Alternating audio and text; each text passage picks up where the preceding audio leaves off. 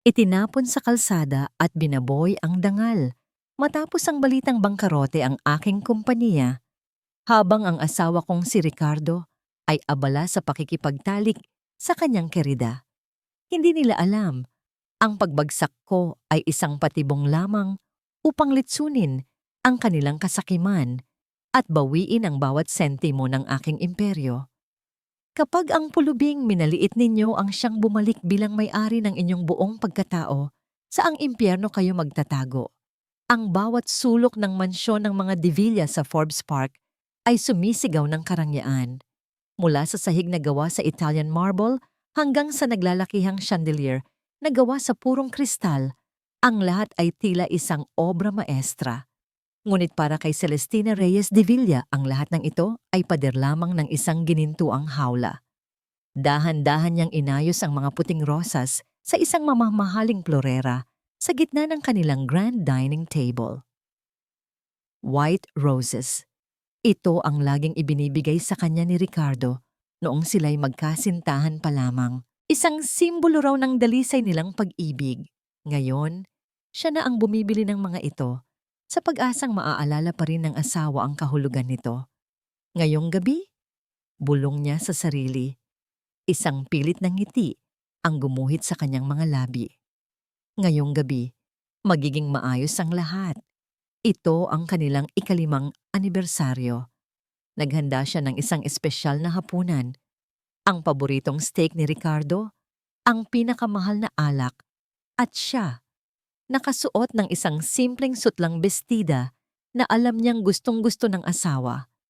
Umaasa siyang sa gabing ito, kahit sandali, ay maibabalik nila ang init na matagal nang nawala sa kanilang pagsasama. Napakalaking halaga para sa mga bulaklak na malalanta rin naman kinabukasan. Isang malamig na boses ang bumasag sa kanyang pagmumuni-muni. Hindi na niya kailangang lumingon.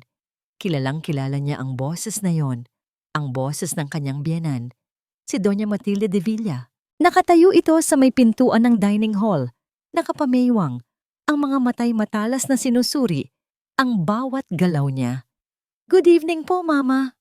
Magalang nabati ni Celestina, kahit patila may bumara sa kanyang lalamunan. "Anong good sa evening?" sagot ni Matilde, dahan-dahang lumapit sa mesa. "Ang perang ipinambili mo sa mga yan ay mas mabuti pang inilagay sa stock market. Pero ano nga bang alam mo roon? Ang alam mo lang ay gumastos ng perang hindi mo pinaghirapan." Bawat salita ay parang patalim na tumutusok sa puso ni Celestina. Sanay na siya, ngunit hindi ibig sabihin ay hindi na masakit. Ngumiti na lamang siya ng mapait. "Para po sa anibersaryo namin ni Ricardo, Mama, 5 taon na po kami ngayon." Isang mapanuyang tawa ang kumawala sa mga labi ni Matilde. "Anibersaryo? Celestina, iha, ang kasal ninyo ni Ricardo ay isang pagsasanib ng negosyo, isang merger. At sa ngayon, tila ang panig lamang ng mga Reyes ang nakikinabang." Hindi na nakasagot si Celestina. Yumuko na lamang siya at nagpatuloy sa pag-aayos ng mga kubyertos. Pilit na itinatago ang panginginig ng kanyang mga kamay. Ganoon naman lagi. Para kay Matilde, siya ay isang transaksyon lamang. Ang anak ng bilyonaryong si Don Gregorio Reyes na nagligtas sa negosyo ng mga De Villa. Hindi asawa ng anak nito, hindi kapamilya. Maya-maya pa ay narinig nila ang ugong ng sasakyan ni Ricardo.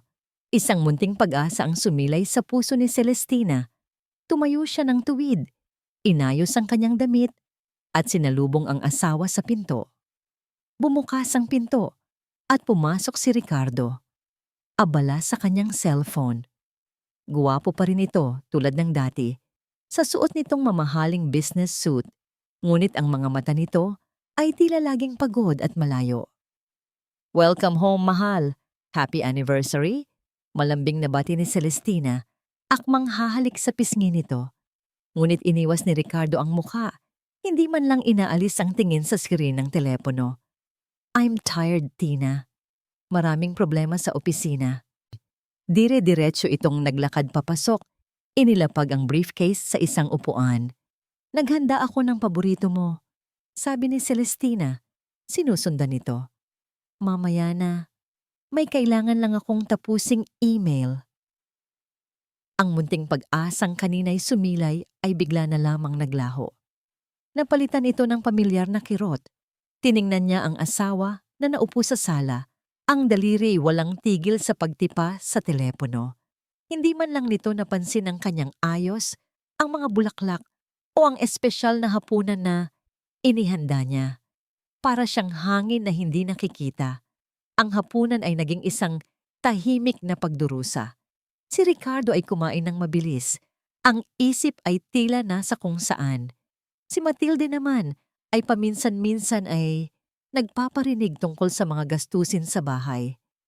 Si Celestina, nasa gitna nilang dalawa, ay ninamnam ang bawat subo ng pagkain na lasang abo.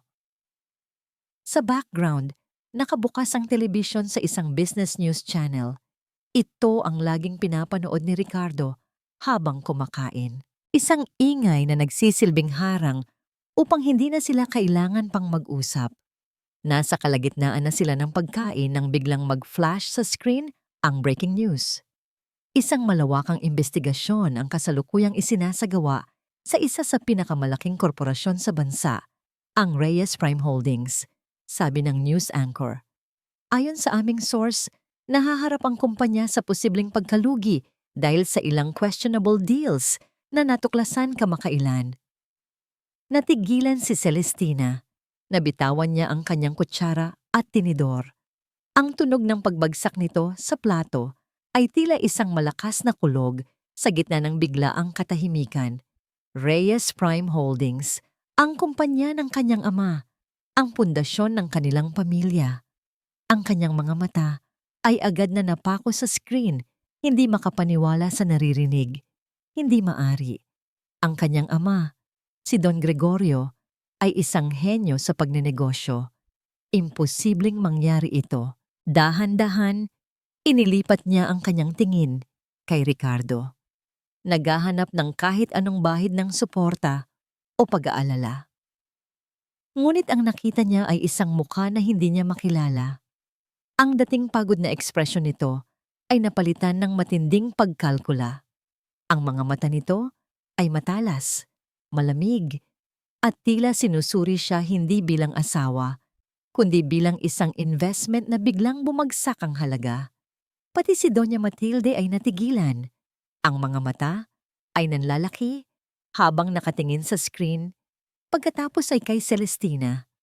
Ang buong silid ay nabalot ng isang nakabibinging katahimikan. Ang tanging maririnig lamang ay ang boses ng news anchor na patuloy na nag-uulat ng masamang balita. Tumingin si Ricardo nang diretso sa mga mata ni Celestina. Walang emosyon, walang bahid ng pagmamahal o awa. Sa isang boses na kasing lamig ng yelo, binitiwan niya ang tanong na tuluyang dudurog sa puso ng kanyang asawa. Totoo ba ang balitang ito, Celestina? Ang tanong ni Ricardo ay umalingaw-ngaw sa loob ng marangyang dining hall, mas malamig pa kaysa sa hanging nagmumula sa aircon. Totoo ba ang balitang ito, Celestina? Hindi siya makagalaw, tila nawalan ng bigat ang kanyang katawan at lumulutang siya sa isang masamang panaginip. Hinanap niya ang mga mata ng asawa, nagbabaka sakaling makakita ng pag-aalala, ng simpatiya, ng kahit anong damdamin, ngunit wala. Ang nandoon lamang ay isang matigas at mapanuring tingin na para bang isa siyang empleyado na nag-uulat ng masamang balita sa kanyang amo. Hindi ko alam. Halos pabulong niyang sagot. Imposible. Maayos ang kumpanya ni Papa. Isang malakas na tawa, walang bahid ng saya, ang pumunit sa katahimikan. Galing ito kay Doña Matilde na ngayon ay nakatayo na at parang isang buwitreng nakatingin sa kanya. Imposible? Celestina, sa mundo ng negosyo, walang imposible. Sigaw nito. Bigla itong lumapit sa isang side table. Kinuha ang isang folder at ibinato ang laman nito sa harap ni Celestina. Nagkalat sa ibabaw ng mesa ang mga resibo at credit card statement. Tingnan mo ito. Duro ni Matilde sa mga papel. Libo-libo para sa isang bag. Daan-daang libo para sa mga alahas. Ang free ride mo, tapos na. Ang akala mo ba ay habang buhay kang mabubuhay na parang reyna sa perang hindi mo pinaghirapan? Ngayong bangkarote na ang pamilya mo, ano pang pakinabang mo sa amin? Mama, tama na po. Pakiusap ni Celestina. Nanginginig ang boses. Ang bawat salita ay sampal na gumigising sa kanya sa masakit na katotohanan. Tumingin siya kay Ricardo. Nagmamakaawa. Ricardo. Ngunit nanatiling tahimik si Ricardo. Nakatayo lamang ito, walang emosyon, na tila pinapanood ang isang palabas. Ang kanyang pananahimik ang pinakamasakit sa lahat. Iyon ang kumpirmasyon. Iyon ang pagpayag. Pabigat! Patuloy ni Matilde. Lumalakas ang boses sa bawat salita. Isa kang pabigat na binitbit ng anak ko sa loob ng 5 taon. Akala namin isa kang magandang investment. Iyon pala ay isa ka lang palang utang na kailanman ay hindi mababayaran. Ngayon ano? Magiging laman tayo ng mga chismis. Ang mga Divilla nakipagsanib puwersa sa mga bangkarote. Hindi na napigilan ni Celestina ang mga luhang namuo sa kanyang mga mata. Tumayo siya, nanginginig ang mga tuhod. Hindi na niya kayang manatili pa roon. Kailangan niyang makausap si Ricardo ng sarilinan. Kailangan niyang marinig mula rito na hindi totoo ang lahat ng ito. Ricardo, mag-usap tayo sa taas, sabi niya, at mabilis na tinalikuran ang hapagkainan. Sumunod si Ricardo sa kanilang silid. Isinara nito ang pinto at sa wakas, nawala ang matatalas na mata ni Matilde. Humarap si Celestina sa asawa. Ang mukha ay basang-basa na ng luha. Ricardo, bakit? Bakit hindi mo ako ipagtanggol? Bakit mo hinayaang sabihin iyon ng mama mo? Sumandal si Ricardo sa pader at sa unang pagkakataon, nagsalita ito. Ang boses niya ay kalmado, ngunit ang bawat salita ay parang bubog na sumusugat. Dahil totoo ang sinabi niya, Celestina, tapos na ang maliligayang araw. Panahon na para harapin mo ang realidad. Anong realidad? Humihikbing tanong niya. Na mahal mo lang ako dahil sa pera ng pamilya ko? Na ang 5 taon nating pagsasama ay walang halaga? Isang mapaklang ng ngiti ang sumilay sa labi ni Ricardo. Huwag nating lokohin ang isa't isa. Mulat sa pool, alam nating pareho na ang kasal natin ay isang business deal. At sa kasamaang palad, ang deal na ito, nalugi na. Para siyang sinaksak ng paulit-ulit. Ang sakit ay hindi mailarawan. Ang lalaking pinangakuan niya ng habambuhay, ang lalaking minahal niya ng buong puso, ay kinukumpirma ngayon na ang kanilang pagsasama ay isa lamang transaksyon. Umalis ka na, Celestina, sabi ni Ricardo. Tumingin ito sa mamahaling relo sa kanyang pulso na parabang nagmamadali. Mag-empake ka ng mga gamit mo. Huwag mo nang hintayin pang lalong uminit ang ulo ni Mama. Ayokong madamay ang pangalan ng pamilya Divilla sa iskandalong ito. Saan ako pupunta? Tanong niya. Nawawalan na ng lakas. Nagkibit balikat lamang ito. Hindi ko na problema yon. Iyon na. Ang huling salita. Ang hatol. Tulala si Celestina habang naglalakad patungo sa walk-in closet. Ang kanyang mga kamay ay gumagalaw ng kusa. Inilalagay ang mga damit sa isang maleta. Ang mga bestidang binili nito para sa kanya. Ang mga alahas na regalo nito. Ang lahat ay tila nawalan ng halaga. Sinubukan niyang tawagan ng kanyang ama, si Don Gregorio, ngunit hindi ito sumasagot. Sunod-sunod na tawag, ngunit wala. Tanging ang paulit-ulit na boses ng operator ang kanyang naririnig. Tila pati ang sarili niyang pamilya ay tinalikuran na siya. Nang puno na ang kanyang maleta, dahan-dahan niya itong hinila palabas ng silid. Pagbaba niya sa engrandeng hagdanan, naroon ang mga kasambahay, nakatayo sa gilid, hindi makatingin ng diretso sa kanya. Nakikita niya sa kanilang mga mata ang awa. Bawat tingin nila ay parang karayom na tumutusok sa kanyang likuran, isang paalala ng kanyang biglaang pagbagsak. Walang naghatid sa kanya sa pinto, walang nag-alok ng tulong. Si Ricardo at Matilde ay hindi na nagpakita. Nang buksan niya ang malaking pinto, sumalubong sa kanya ang malamig na hangin ng gabi. Nagsisimula ng umambon. Hinila niya ang kanyang mabigat na maleta sa mahabang driveway. Bawat hakbang ay tila isang paglalakbay patungo sa kawalan. Nang makarating siya sa dulo, ang malaking bakal na gate ay dahan-dahang nagsara sa kanyang likuran. Ang malakas na tunog ng pagsasara nito ay parang isang tuldok na nagwakas sa kabanata ng kanyang buhay bilang isang Devilla. At doon, sa labas ng mansyon na dati niyang tinawag na tahanan, tumayo si Celestina Reyes, mag-isa. Basang-basa ng ulan, na tila nakikidalamhati sa kanya. Yakap-yakap ang sarili, hawak ang nag-iisang maleta, at pasan-pasan ang bigat ng isang mundong biglang gumuho sa kanyang harapan. Wala na siyang asawa, wala ng pamilya, wala ng tahanan, wala nang natira sa kanya. Ang bawat patak ng ulan na bumabagsak sa kanyang balat ay tila karayom na tumutusok, nagpapaalala sa kanya ng lamig ng gabing iyon. Hindi alam ni Celestina kung gaano siya katagal nakatayo sa labas ng gate. Tulala, basang-basa, habang ang mga ilaw ng mamahaling sasakyan na dumaraan ay sumasalamin sa mga luhang walang tigil sa pag-agos sa kanyang pisngi. Ang kanyang puso ay isang basag na plorera. Ang mga piraso nito ay nagkalat at imposibleng buuin muli. Isang taxi ang huminto sa kanyang tapat. Ang driver, isang matandang lalaki, ay ibinaba ang bintana. "Miss, okay lang po kayo? Ihahatid ko na po kayo." Ang boses nito ang pumukaw sa kanya mula sa pagkakatulala. Iyon ang unang boses na narinig niya na may bahid ng kabaitan matapos ang ilang oras ng panlalamig at pagtataboy. Tumango lamang siya, hindi magawang magsalita.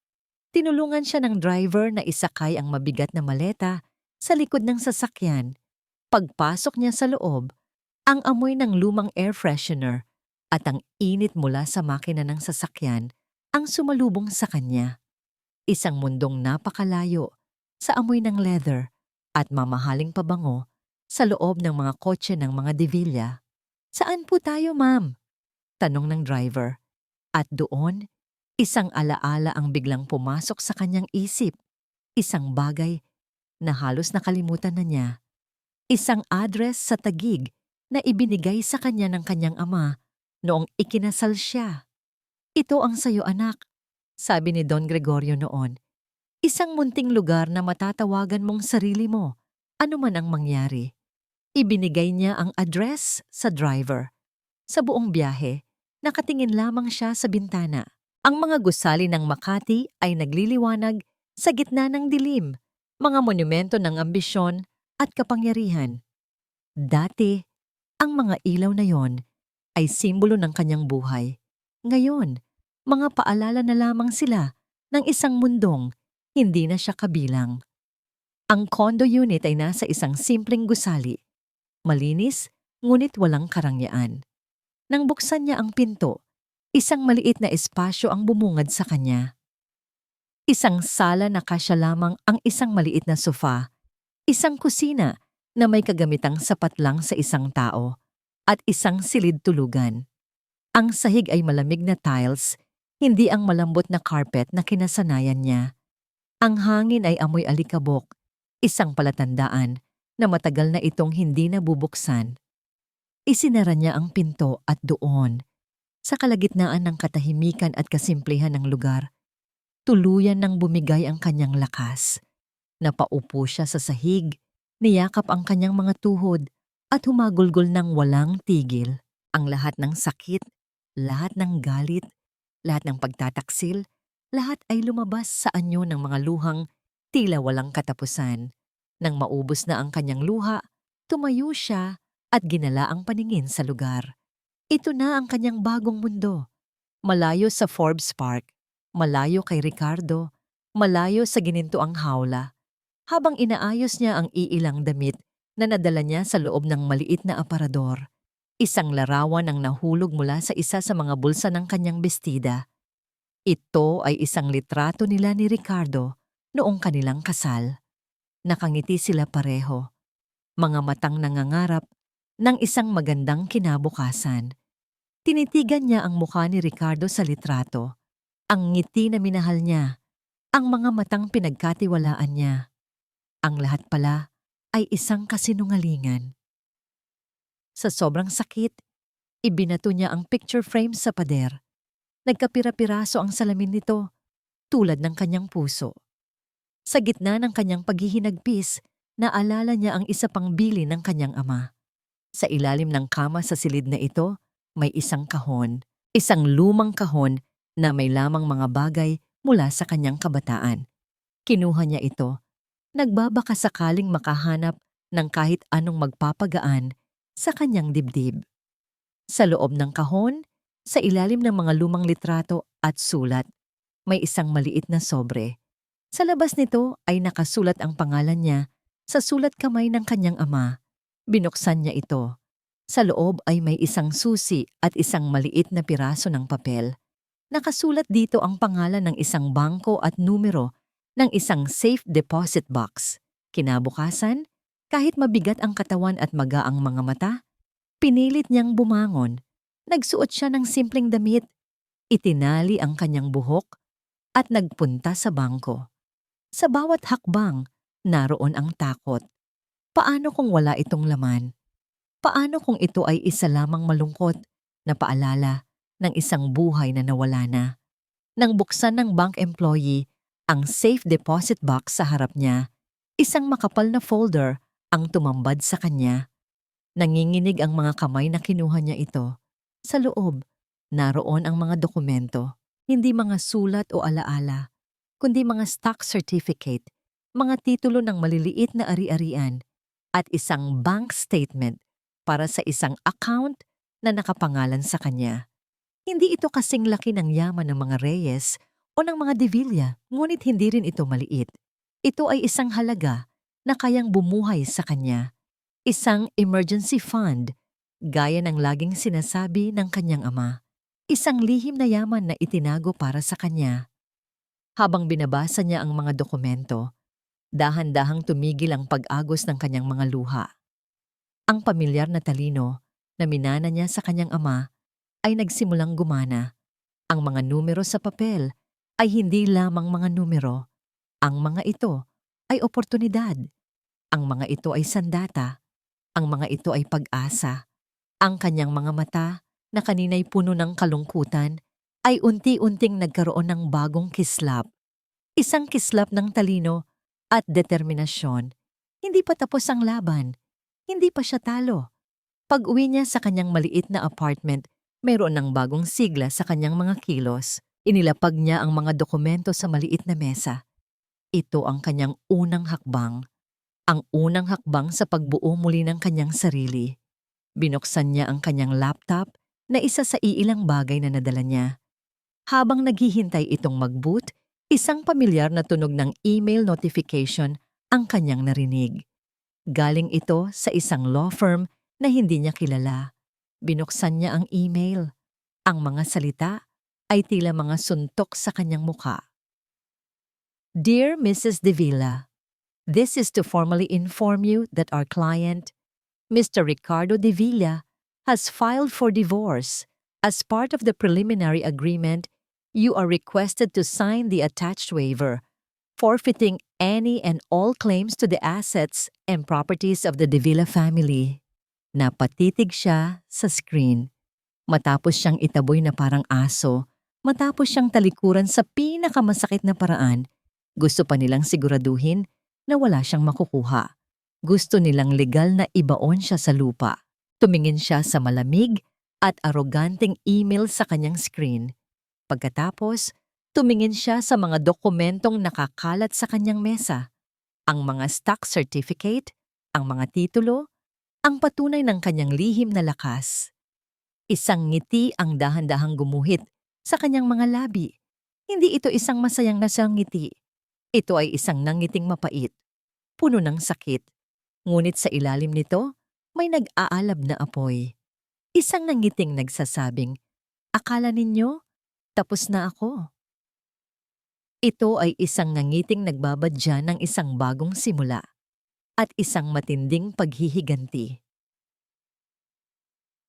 Hindi sapat ang galit, hindi sapat ang luha.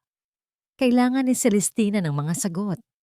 Ang email ng diborsyo ay isang deklarasyon ng giyera at hindi siya maaaring pumasok sa isang laban nang hindi kilala ang kanyang kalaban. Kailangan niyang malaman kung ano na ang buhay ni Ricardo. Nagdurusa rin ba ito o nagpapakasaya sa kanyang pagkawala? Lumipas ang ilang araw. Ang dating Celestina na nag-aalala sa kung anong bestida ang isusuot sa isang party ay napalitan ng isang babaeng nag-aaral kung paano maging anino. Bumili siya ng isang itim na wig na may maikling gupit, malaking salamin sa mata na walang grado, at mga simpleng damit na malayo sa kanyang dating estilo. Sa salamin, isang estranghero ang nakatingin sa kanya. Isang babaeng handang gawin ang lahat para malaman ang katotohanan. Ang kanyang naging entablado ay isang maliit at hindi gaanong pansining coffee shop sa kabilang kalye ng nagtataasang gusali ng Apex Global Solutions sa BGC. Dito, sa likod ng isang tasa ng mapait na kape, malaya niyang napapanood ang paglabas-masok ng mga empleyado, ang mundo kung saan naghahari ang kanyang asawa. Sa unang araw, wala siyang nakita, kundi ang karaniwang abalang tanawin. Ngunit sa ikalawang araw, sa oras ng tanghalian, natanaw niya ito. Si Ricardo. Bumukas ang malaking salaming pinto ng gusali at lumabas ito, nakangiti, tila walang anumang problema sa mundo. Ang kanyang mamahaling suit ay plansadong-plansado, ang kanyang buhok ay maayos na nakasgel, at ang kanyang lakad ay puno ng kumpiyansa. Isang matinding kirot ang biglang kumurot sa puso ni Celestina. Hindi ito ang itsura ng isang taong nagdadalamhati. Ito ang itsura ng isang taong malaya. Ngunit hindi yon ang pinakamasakit. Ang pinakamasakit ay ang babaeng sumunod sa kanya palabas. Pamilyar ang mukha nito. Si Sofia Ramos, isa sa mga pinagkakatiwalaang manager ni Ricardo. Maganda, matalino, at laging propesyonal ang dating. Ngayon, habang sabay silang naglalakad patungo sa isang mamahaling restaurant sa tapat, may ibang klase ng pagiging pamilyar sa pagitan nila. Ang kanilang mga tawa ay malutong at sabay. Ang kanilang mga balikat ay halos magkadikit. Mula sa kanyang kinauupuan, pinanood sila ni Celestina. Ang bawat halakhak ni Ricardo kasama si Sofia ay parang sampal sa kanyang mukha. Naalala niya ang kanilang anibersaryo, ang katahimikan, ang malamig na pakikitungo, ang pagwawalang bahala. At ngayon, heto ito, tumatawa na parang walang bukas. Nang pabalik na sila sa opisina, isang maliit na kilos ang tila bumaon sa puso ni Celestina. Humangin ng malakas at bahagyang nagulo ang kurbata ni Ricardo. Huminto si Sofia. Sa isang kilos na natural at puno ng pag-aalaga, inayos nito ang buhol ng kurbata ni Ricardo. Ang mga daliri ay bahagyang dumampi sa dibdib nito. Ngumiti si Ricardo bilang pasasalamat. Isang ngiting matagal nang hindi ibinibigay nito sa kanya. Isang kilos ng asawa, isang kilos ng pag-aari. Sa sandaling iyon, ang simpleng pagdududa ni Celestina ay naging isang nag-aalab na hinala. Hindi na ito tungkol sa pera. Hindi na ito tungkol sa pagkalugi ng pamilya Reyes. May mas malalim, may mas personal, may mas masakit na dahilan. Nanginig ang kanyang mga kamay habang hawak ang tasa ng kape. Ang paninibugho, isang damdaming matagal na niyang hindi naramdaman, ay gumapang sa kanyang buong katawan na parang lason. Hindi niya namalaya na napahigpit ang hawak niya sa tasa at nabasag ito sa kanyang mga kamay. Naramdaman na lamang niya ang init ng kapeng dumaloy sa kanyang palad at ang matalas na sakit ng bubog. "Ma'am, okay lang po kayo?" Tanong ng isang waiter. Nag-aalala. Hindi siya sumagot. Tumayo lamang siya nag-iwan ng bayad sa mesa, at mabilis na lumabas ng coffee shop. Hindi inalintana ang maliit na sugat sa kanyang kamay. Pag-uwi niya sa kanyang apartment, ang sakit ng sugat ay walang-wala kumpara sa sakit na nararamdaman ng kanyang puso. Ang pagmamanman ay hindi na sapat.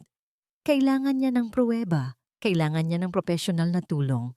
Kinuha niya ang kanyang telepono at naghahanap sa internet. Private investigators. Pumili siya ng isa na may magagandang review at mataas na success rate. Ang boses niya ay kalmado at kontrolado nang tumawag siya, taliwas, sa nagwawalang bagyo sa kanyang kalooban.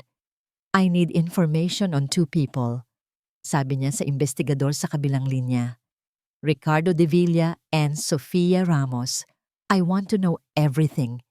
Their connection, their activities outside of work, everything. Understood, ma'am. It will be discreet. Pagkatapos ng tawag, umupo siya sa dilim. Ang tanging liwanag ay nagmumula sa siwang ng bintana. Ang hinala ay parang isang halimaw na kumakain sa kanyang pagkatao. Umaasa siyang mali siya. Isang bahagi niya ang nagdarasal na sana ay imaihinasyon niya lang ang lahat. Ngunit kinagabihan, habang nakahiga siya sa kama at pilit na ipinipikit ang mga mata, isang pamilyar na tunog ng notification ang narinig niya mula sa kanyang telepono. Isang email mula sa private investigator. Dahan-dahan niyang binuksan ito. Ang laman ay hindi mga salita, hindi isang report, kundi isang litrato. Malinaw. Kuha mula sa malayo ngunit hindi maikakaila. Ang harapan ng isang mamahaling hotel sa Makati. At sa entrance, magkahawak kamay na pumapasok sina Ricardo at Sofia. Nakangiti si Sofia, ang ulo ay nakasandal sa balikat ni Ricardo. Ang telepono ay halos dumula sa nanginginig na kamay ni Celestina. Tinitigan niya ang litrato, ang bawat detalye ay parang apoy na dahan-dahang tumutupok sa bawat himaymay ng kanyang pagkatao. Ang paraan ng paghawak ni Ricardo sa kamay ni Sofia, hindi pilit, kundi natural at puno ng pag-aari. Ang ngiti sa mga labi ni Sofia, isang ngiti ng tagumpay, ng kontentong pag-aangkin. Ito ay hindi isang simpleng pagkikita ng magkatrabaho. Ito ay isang larawan ng 2 taong nagmamahalan na komportable sa isa't isa, na tila matagal nang itinatago ang kanilang relasyon. Nahulog ang telepono mula sa kanyang kamay. Ang tunog ng pagtama nito sa sahig ay tila isang malakas na sampal na gumising sa kanya. Ngunit ang kanyang mga mata ay nanatiling nakatitig sa maliwanag na screen sa sahig. Tila ninakaw ang lahat ng hangin sa kanyang dibdib. Ang sakit ay mas matindi pa kaysa noong ipagtabuyan siya palabas ng mansyon. Ang sakit ng pagtataksil sa pinansyal na aspeto ay isa. Ngunit ito ay iba. Ito ay isang pagtataksil sa kanyang puso, sa kanyang kaluluwa sa 5 taon ng kanyang buhay na buong puso niyang ibinigay. Isang alaala ang biglang sumalakay sa kanyang isipan, matingkad at masakit. Ang araw ng kanilang kasal. Nakatayo sila sa altar, sa harap ng Diyos at ng daan-daang bisita. Hinawakan ni Ricardo ang kanyang mga kamay, tiningnan siya sa mata at bumulong, "Ikaw lang, Celestina. Ikaw lang ang mamahalin ko habang buhay." Isang pangakong naging abo, isang kasinungalingang sinunog ng isang litrato. Ngayon, naiintindihan na niya ang lahat. Ang panlalamig ni Ricardo, ang pagiging abala nito palagi, ang mga gabing ginagabi ito ng uwi, ang mga business trip na biglaan, hindi iyon dahil sa trabaho. Ito, si Sofia. Ito ang dahilan. Ang pagkalugi ng Reyes Prime Holdings ay hindi ang dahilan kung bakit siya pinalayas. Iyon lamang ang perpektong dahilan, ang getaway card. Ginamit nila ang pagkakataon para itapon siya, para alisin ang hadlang sa kanilang relasyon.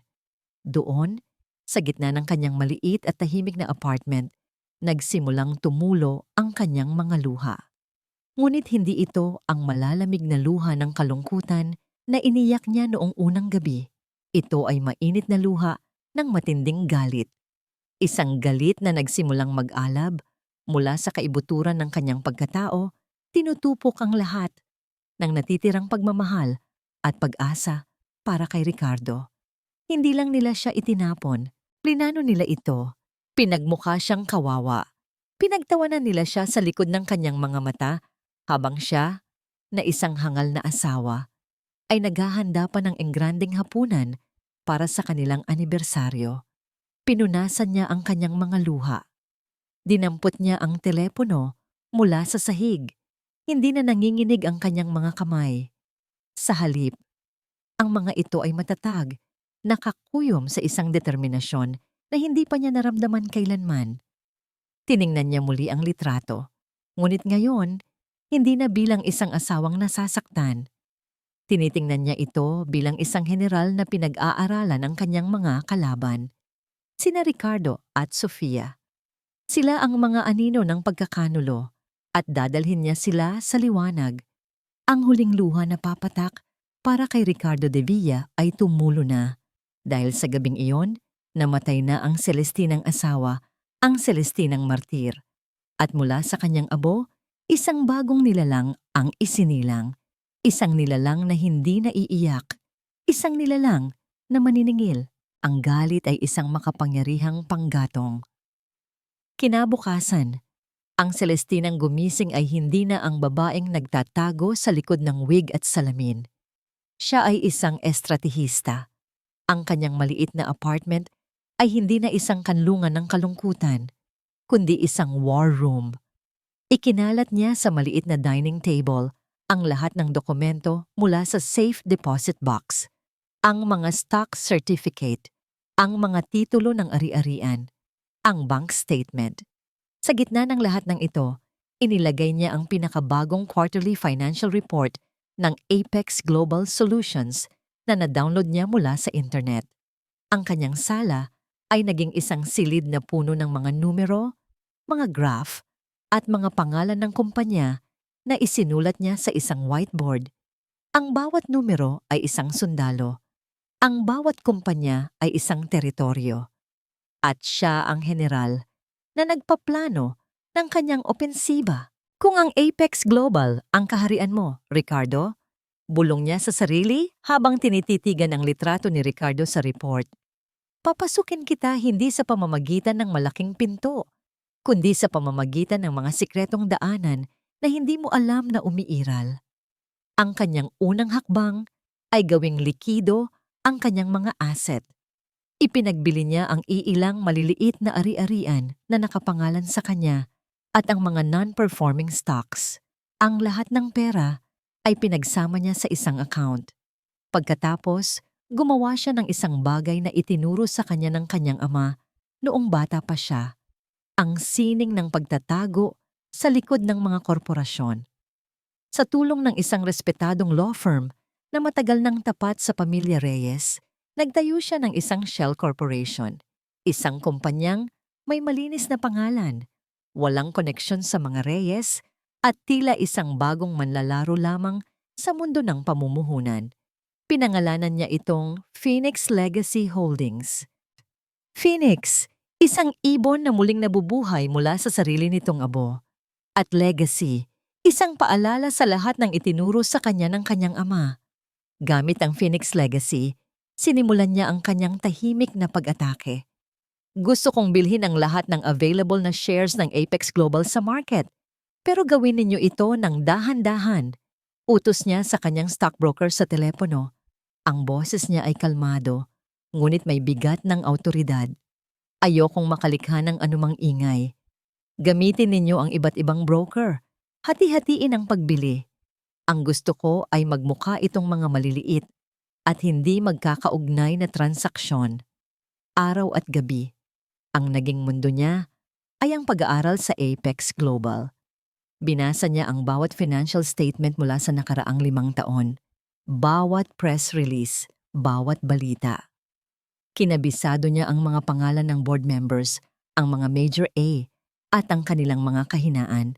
At sa kanyang masusing pag-aaral, may napansin siyang isang paulit-ulit na pattern.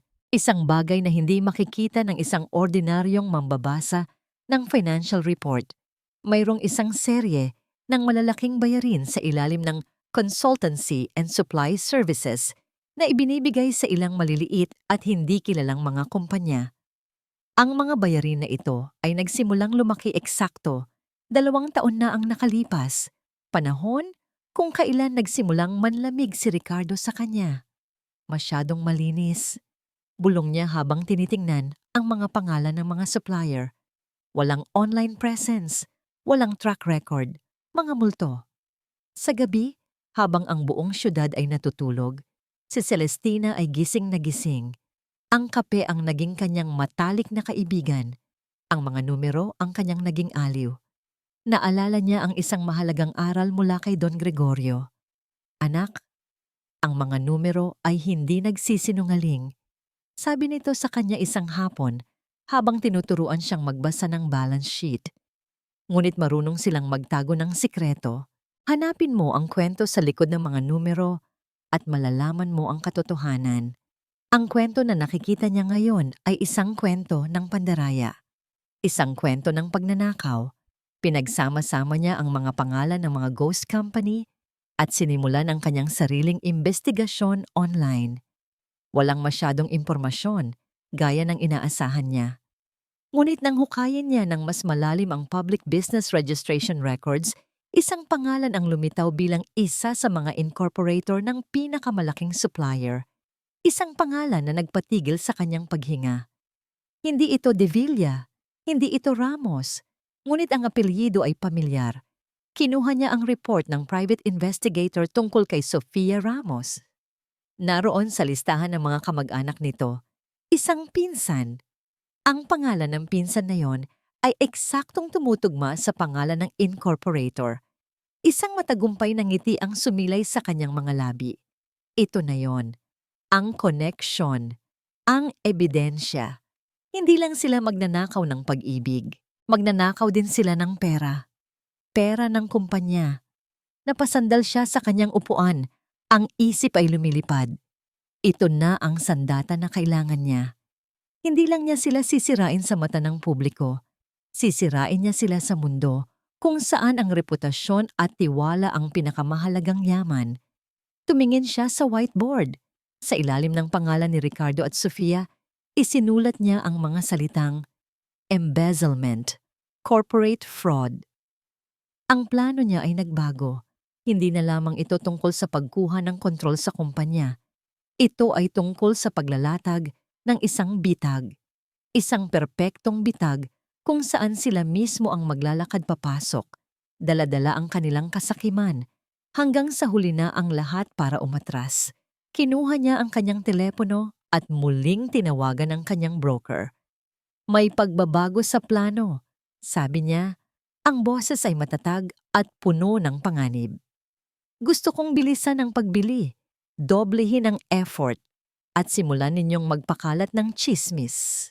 Isang misteryosong investor ang agresibong pumapasok sa Apex Global. Hayaan ninyong mataranta sila. Hayaan ninyong magkamali sila. Sa kabilang linya, narinig niya ang pag-aalala ng broker. Ma'am, this is risky. It will drive the price up. I know. Sagot ni Celestina. Ang mga mata ay nakatitig sa pangalan ng pinsan ni Sofia sa kanyang screen. Let them feel the pressure. A cornered rat will do desperate things. At sa kauna-unahang pagkakataon, sa loob ng maraming linggo, nakatulog si Celestina ng mahimbing dahil alam niya sa kanyang panaginip na ang mga anino ng pagkakanulo ay malapit ng makatikim ng liwanag at ang liwanag na yon ay nakakasilaw at walang awa. Ang lahat ng ebidensya ay nasa harap na niya. Isang masalimuot na mapa ng kasinungalingan at kasakiman na iginuhit ni na Ricardo at Sofia. Ang mga bank transaction, ang mga peking kumpanya, ang mga litrato. Lahat ay piraso ng isang palaisipan na bumubuo sa isang imahe ng dobleng pagtataksil. Ang sakit ay naroon pa rin. Isang mapurol na kirot sa kanyang dibdib na paminsan-minsan ay kumikirot. Ngunit ngayon, ang sakit ay may kasama ng matinding galit. Isang malamig at kinakalkulang galit na nagbigay sa kanya ng isang klaseng kalinawan na hindi pa niya naramdaman kailanman. Nakatayo siya sa harap ng kanyang whiteboard, tinitingnan ang mga pangalan at ang mga linyang nagkokonekta sa mga ito. Ang plano niya ay hindi na lamang tungkol sa pagbawi ng kung anong nawala sa kanya. Ito ay naging isang plano ng paghihiganti. Hindi na ito tungkol sa kaligtasan. Ito ay tungkol sa hustisya. Ang hustisyang siya mismo ang gagawa. Hindi niya lamang sila palalabasin sa kumpanya. Hindi niya lamang sila ipapahiya. Kukunin niya ang lahat. Ang kumpanyang pinag-iinteresan nila. Ang perang ninakaw nila. Ang kapangyarihang inaasam nila. At sisirain niya sila gamit ang mismong mga bagay na iyon. Naalala niya ang mga gabing umiiyak siya. Nagtatanong sa sarili kung ano ang kanyang pagkukulang. Naalala niya ang pakiramdam ng pagiging basura nang itaboy siya palabas ng sarili niyang pamamahay. Ang lahat ng yon ay parang mga baga na patuloy na nag-aapoy sa kanyang puso, lumilikha ng isang determinasyon na gawa sa bakal. Akala mo isa lang akong palamuti, Ricardo? Bulong niya sa hangin, ang mga mata ay nakatitig sa pangalan ng asawa sa board. Isang magandang tropeyo na ipinangangalandakan mo kapag may pakinabang. Ngayon, makikita mo ang halaga ng isang palamuting binali mo. Nagsimula siyang gumalaw ng may bagong sigla. Ang bawat kilos niya ay may layunin. Nakipag-ugnayan siya sa isang kilalang white hat hacker, isang eksperto sa digital forensics na inirekomenda ng law firm ng kanyang pamilya. Kailangan kong makapasok sa internal email server ng Apex Global, sabi niya sa hacker sa isang encrypted call. Particular sa email exchange ni Ricardo de Villa at Sofia Ramos. Kailangan ko ng kopya ng lahat, lalo na ang mga may kinalaman sa mga supplier na ito. Ang paghihintay sa resulta ay isang pagsubok sa kanyang pasensya. Ngunit ginamit niya ang oras na yon para palakasin pa ang kanyang posisyon sa merkado. Ang Phoenix Legacy Holdings ay patuloy sa agresibong pagbili ng shares, lumilikha ng panik sa loob ng Apex Global, gaya ng kanyang inaasahan. Isang gabi, habang abala siya sa pag-aaral ng pinakabagong stock market data, isang secure na file ang pumasok sa kanyang email. Galing ito sa hacker. Ang subject, package delivered. Pumilis ang tibok ng kanyang puso. Ito na. Ang huling piraso ng ebidensya, ang huling pako sa kabaong. Binuksan niya ang file. Sa loob nito ay libu-libong email. Ginamit niya ang mga keyword na invoice, payment, at ang mga pangalan ng mga pekeng kumpanya para salain ang mga ito. Ang mga resulta ay lumabas, at habang binabasa niya ang mga ito, isang ngiti ng tagumpay ang gumuhit sa kanyang mga labi. Naroon ang lahat. Ang mga utos ni Ricardo kay Sofia na aprubahan, ang mga bayarin, ang mga pag-uusap nila tungkol sa paglilipat ng pondo. Ito ay isang malinaw na kaso ng corporate fraud, ngunit may isang email na nakakuha ng kanyang pansin. Ang petsa ay 2 araw bago ang kanilang anibersaryo. Ang nagpadala ay si Ricardo. Ang pinadalhan ay si Sofia. Ang subject, ang plano para sa ating divorce party. Napatigil siya. Divorce party? Binuksan niya ang email, nanginginig ang mga daliri. Ang laman nito ay isang mahabang pag-uusap. Nagpaplano sila, hindi ng isang simpleng paghihiwalay, kundi ng isang malaking selebrasyon. We should throw a massive party, sulat ni Ricardo, to celebrate my freedom, to celebrate our new beginning. We'll invite everyone, all the big names in business. It will be our coming out party, the official launch of the new power couple. I love that idea, mahal, sagot ni Sofia. But how about Celestina? And the news about Reyes Prime? That's the beauty of it, replied ni Ricardo. The timing is perfect. Everyone will sympathize with me. The poor husband who stood by his wife's family, only to be dragged down by their failure. I'll be the victim. She'll be the villain. And when I finally break free from her, everyone will applaud. Then, after a decent amount of time, You and I can finally be official. Ang bawat salita ay parang asido na tumutunaw sa kung anuman ang natitirang hibla ng awa sa kanyang puso. Ang lahat ng kanyang pagdurusa, ang kanyang kahihiyan, lahat ay parte ng kanilang plano. Hindi sila nagkataon lamang. Sila ay mga artista sa isang dula na sila mismo ang sumulat at siya ang ginawa nilang kontrabida sa sarili niyang kwento. Isinara niya ang kanyang laptop. Ang galit na kanina'y malamig at kinakalkula ay naging isang naglalagablab na apoy. Napasigaw siya, isang sigaw na nagmula sa kaibuturan ng kanyang kaluluwa. Isang sigaw ng sakit, ng galit at ng pangako ng isang hindi malilimutang paghihiganti. Tumayo siya at lumapit sa bintana. Tinitingnan ang mga ilaw ng syudad sa malayo. Ang kanyang mukha ay naliligo sa dilim, ngunit ang kanyang mga mata ay nag-aalab. Isang party, Ricardo? Bulong niya. Gusto mo ng isang malaking party? Pagbibigyan kita. Tumingin siya sa salamin sa kanyang dingding. Ang babaeng nakatingin pabalik ay hindi na ang Celestina na umiiyak sa ilalim ng ulan. Ang kanyang mga mata ay matalas, ang kanyang panga ay matigas, ang kanyang mga labi ay may bakas ng isang mapanganib na ngiti. Hindi na siya ang biktima, hindi na siya ang talunan.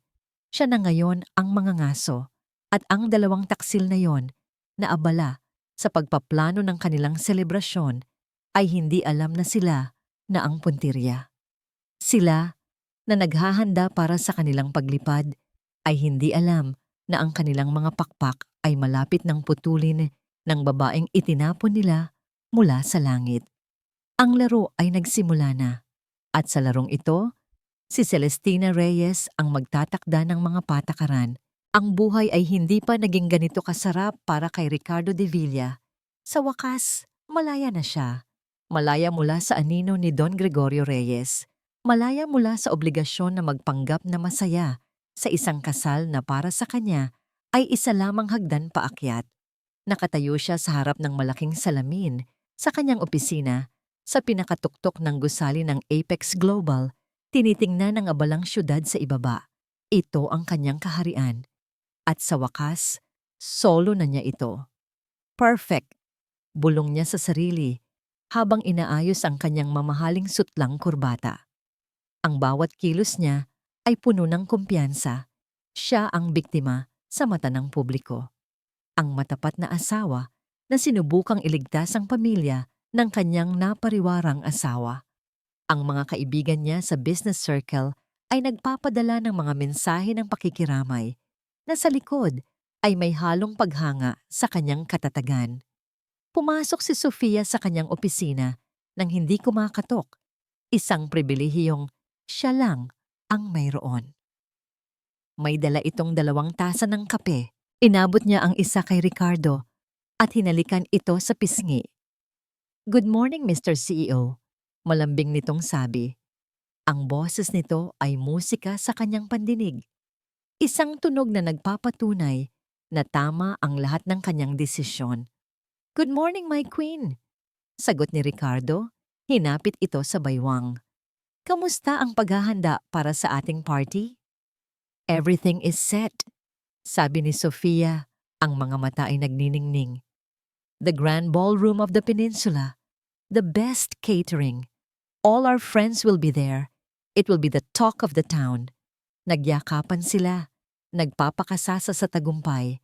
Para sa kanila, ang lahat ay nagaganap ayon sa plano. Ang pagkalugi ng mga Reyes ang biyaya na matagal na nilang hinihintay.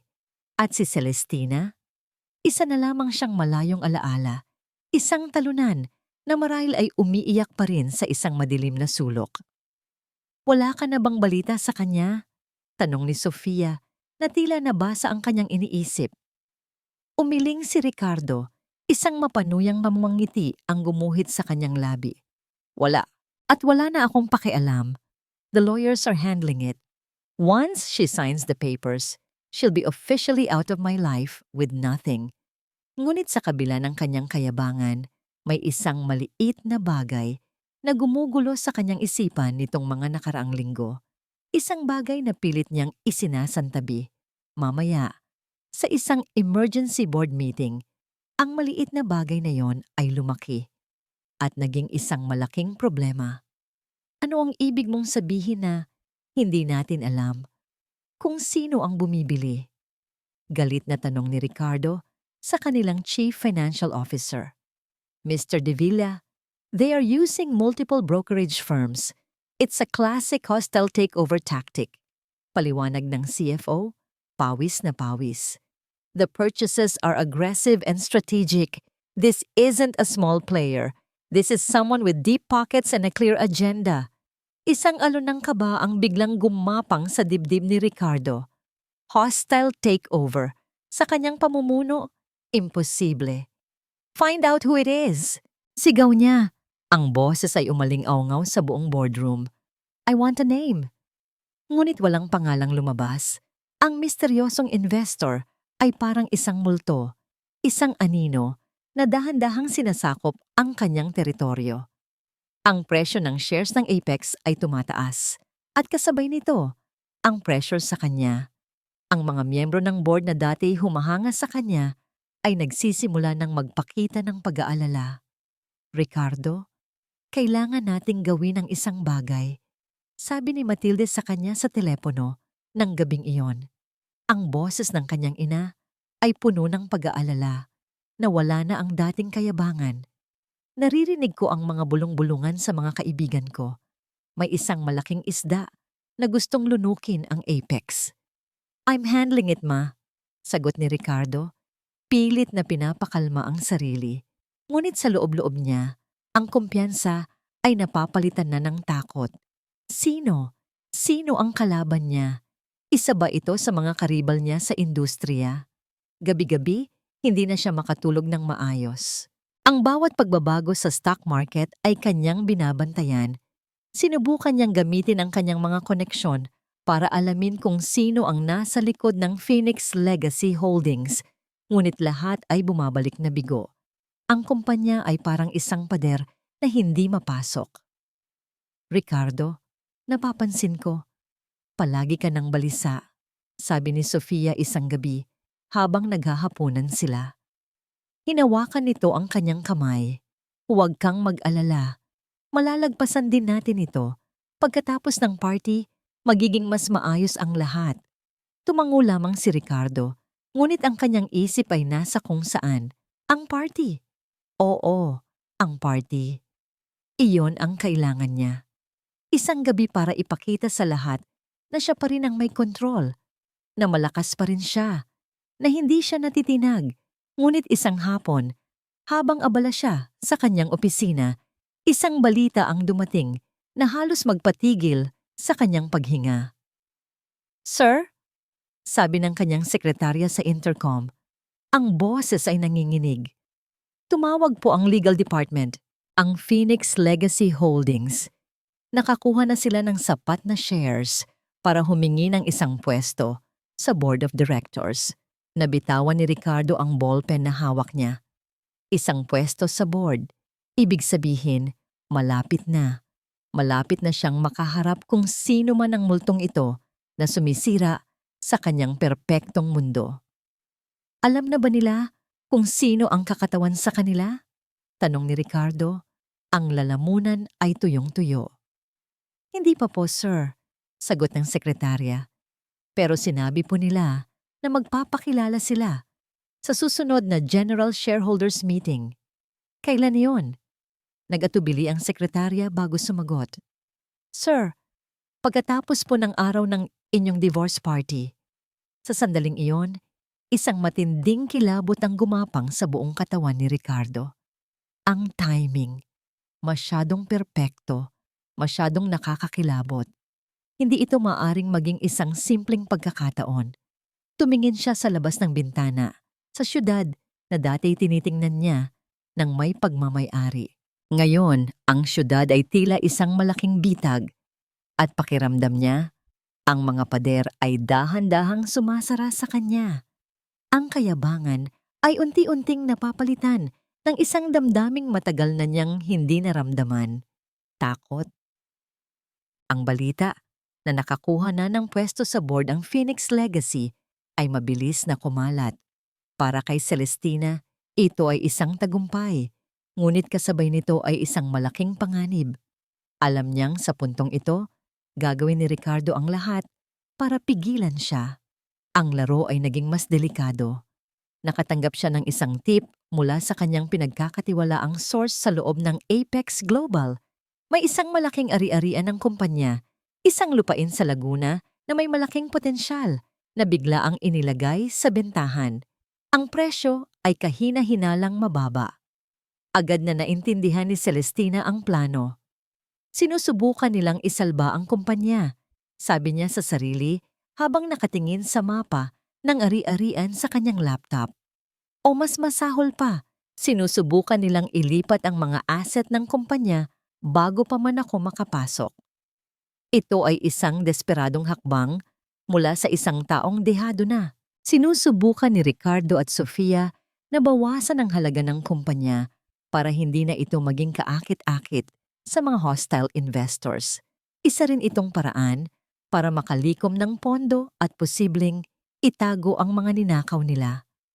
Kung maibebenta ang lupain, malaking dagok ito sa kanyang plano. Ang halaga ng kanyang mga pinaghirapang shares ay babagsak. Ang kanyang leverage ay mababawasan. Pakiramdam niya ay nauubusan na siya ng oras. Ang pader na itinayo niya sa paligid ng kanyang mga kaaway ay tila nagkakaroon ng bitak. Isang gabi, sa gitna ng kanyang pag-aalala, napaupo siya sa kanyang maliit na sofa. Ramdam na ramdam ang pagod. Sa unang pagkakataon, mula nang magsimula ang lahat, naramdaman niya ang pagdududa. Kaya ko ba ito? Paano kung magkamali ako? Paano kung sa huli, ako pa rin ang matatalo? Sa gitna ng kanyang pag-iisip, isang katok sa pinto ang bumasag sa katahimikan. Isang katok na formal at tiyak. Hindi niya inaasahan ang sinuman. Nag-aalangan siyang lumapit sa pinto. Ang puso ay kumakabog. "Sino yan?" tanong niya. "Anak." Isang salita lamang, ngunit sapat na iyon para mapatigil ang kanyang mundo. Ang boses na yon. Ang boses na matagal na niyang hindi naririnig. Ang boses na hinahanap-hanap niya noong gabing ipagtabuyan siya. Ang boses ng kanyang ama. Dali-dali niyang binuksan ang pinto. At doon, nakatayo sa labas ng kanyang maliit na apartment, ay si Don Gregorio Reyes. Nakasuot ito ng simpleng polo shirt at slacks, ngunit ang tindig nito ay nananatiling puno ng kapangyarihan at awtoridad. Ang kanyang buhok ay medyo pumuti na, ngunit ang kanyang mga mata ay matalas pa rin tulad ng dati. "Papa?" Bulong ni Celestina, hindi makapaniwala. Isang maliit na ngiti ang sumilay sa labi ni Don Gregorio. "Pwede bang pumasok ang bangkarote mong ama?" Niyakap niya ng mahigpit ang kanyang ama. Ang lahat ng lakas na pinilit niyang itayo sa loob ng mga linggo ay tila gumuho.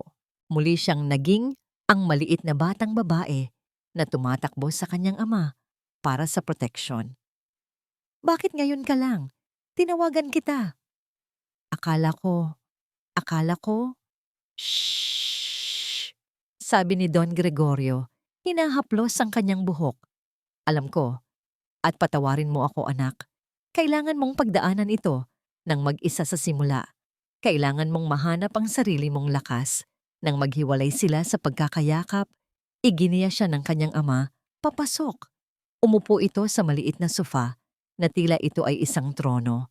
Tiningnan nito ang whiteboard na puno ng kanyang mga sulat, ang mga financial report sa mesa. "I'm impressed," sabi ni Don Gregorio. Ang mga mata ay may bahid ng paghanga. "You did all of this on your own. You are indeed my daughter." Ang balita, ang pagkalugi. "Totoo ba, Papa?" Umiling si Don Gregorio. At sa mga sumunod na minuto, isinalaysay niya ang lahat. Ang katotohanan. Ang balita tungkol sa pagkalugi ng Reyes Prime Holdings ay hindi totoo. Ito ay isang kalkuladong plano na siya mismo ang gumawa. Isang corporate stress test. May mga traidor sa loob ng kanyang kumpanya, mga taong matagal na niyang pinaghihinalaan. Ginamit niya ang pekeng balita para lumabas ang mga ito sa kanilang pinagtataguan. At kasabay nito, gusto niyang subukan ang lalaking pinakasalan ng kanyang anak. Matagal ko nang hindi gusto si Ricardo para sa'yo. Pag-amin ni Don Gregorio, nakikita ko ang kasakiman sa kanyang mga mata. But you loved him, so I gave him a chance. I gave him the longest rope, hoping he wouldn't hang himself with it. But he did. Nakinig si Celestina. Bawat salita ay dahan-dahang binubuo muli ang kanyang mundo. Hindi siya iniwan. Hindi siya pinabayaan. Pero bakit hindi ninyo sinabi sa akin? Tanong niya. Ang sakit ng nakaraang pag-iisa ay naroon pa rin. Dahil alam kong kaya mo, Celestina, sabi ng kanyang ama. Ang boses ay puno ng tiwala. I can always fight your battles for you. But if I did, you would never learn how to fight for yourself. I raised you to be a queen, not a princess waiting to be rescued, and you have proven me right. Itinuro nito ang whiteboard. Ang plano mong ito, it's brilliant, but it has a flaw. You are running out of capital, kaya ako narito. Kinuha ni Don Gregorio ang isang itim na briefcase na dala nito. Binuksan niya ito. Sa loob ay hindi pera, kundi isang folder. Inilapag niya ito sa mesa. Ang lupain sa Laguna na gusto nilang ibenta, sabi ni Don Gregorio. Basahin mo ang nasa loob. Binuksan ni Celestina ang folder. Sa loob ay mga dokumento, mga titulo ng lupa, nakapangalan sa isang kumpanyang hindi niya kilala. Bago pa man naging pag-aari ng Apex ang lupaing iyan, paliwanag ni Don Gregorio. Ang karapatan sa lahat ng mineral at tubig sa ilalim ng lupaing iyan ay matagal ng pag-aari ng isang holding company ko. Hindi nila ito alam. Ibig sabihin, maaari nilang ibenta ang lupa, ngunit hindi nila magagalaw ang tunay na yaman nito. At ngayon, ang karapatang iyon, ibinibigay ko sa Phoenix Legacy Holdings. Napatingin si Celestina sa kanyang ama, ang kanyang mga mata ay nanlalaki sa pagkamangha. Ito na ang baraha na tatapos sa laro, ang alas. Hindi na natin kailangang pigilan ng bentahan, sabi ni Don Gregorio. Isang matalinong nganong ngiti ang gumuhit sa kanyang labi. Hayaan mo silang ibenta ito. At kapag tapos na ang lahat, kapag hawak na ng bagong may-ari ang titulo, saka natin ipapaalam sa kanila na ang binili nila ay isang walang kwentang piraso ng lupa. Ang gulo na idudulot niyon, wawasak sa reputasyon ni Ricardo. Sabi ni Celestina, ang isip ay tumatakbo na. Exactly. Sabi ni Don Gregorio, checkmate. Tumayo ito, handa nang umalis.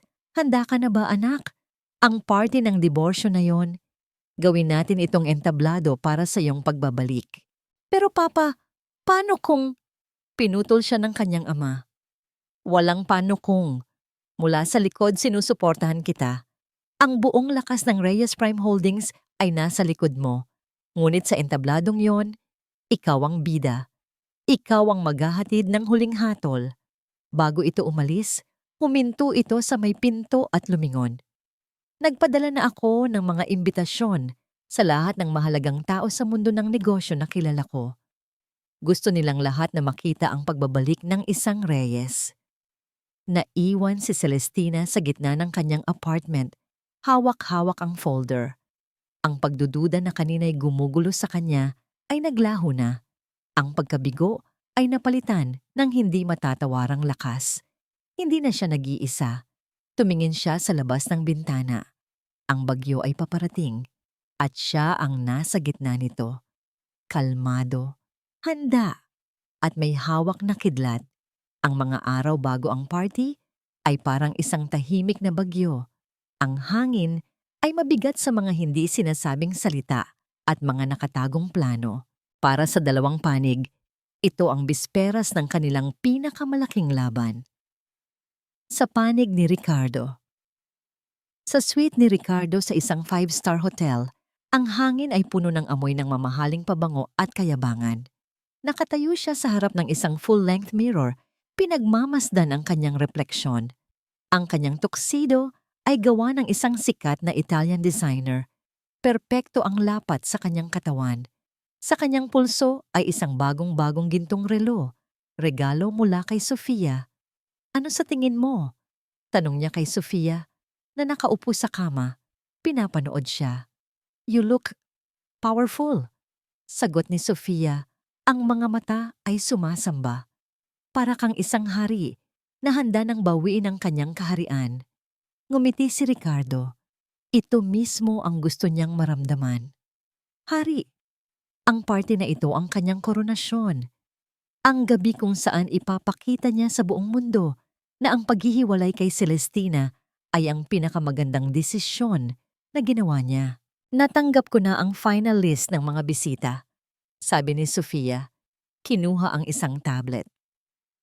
Halos lahat ng malalaking pangalan sa industriya ay darating. This is our night, Rick, ang simula ng De Villaramos Empire. Ngunit sa likod ng kanyang nangiti, may isang maliit na tinik na patuloy na tumutusok sa isipan ni Ricardo. Ang Phoenix Legacy Holdings, ang multo na hindi pa rin nagpapakita ng muka.